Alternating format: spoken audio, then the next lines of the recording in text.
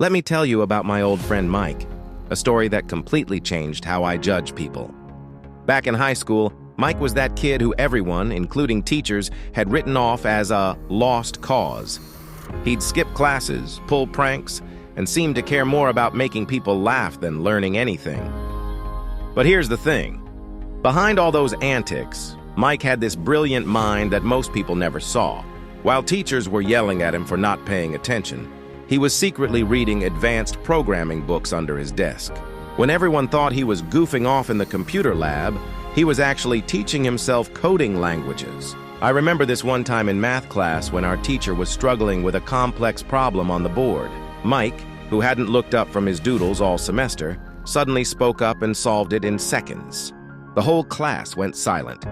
That was the first glimpse many of us got of who Mike really was. After high school, while most of us went the traditional college route, Mike dropped out after one semester. People weren't surprised. They just saw it as confirmation of what they'd always thought about him. But they couldn't have been more wrong. While we were studying textbooks, Mike was building his first tech startup in his parents' garage.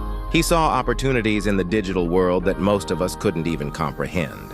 His first few ventures failed, but he kept going, learning from each setback.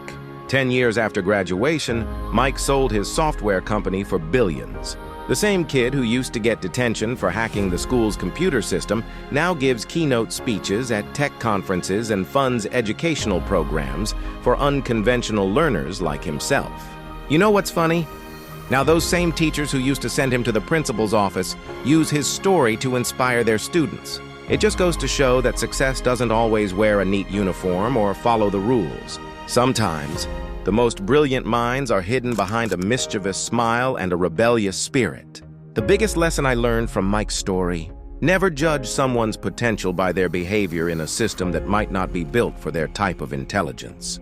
Those troublemakers might just be pioneers who see the world differently, and sometimes that's exactly what it takes to change the world.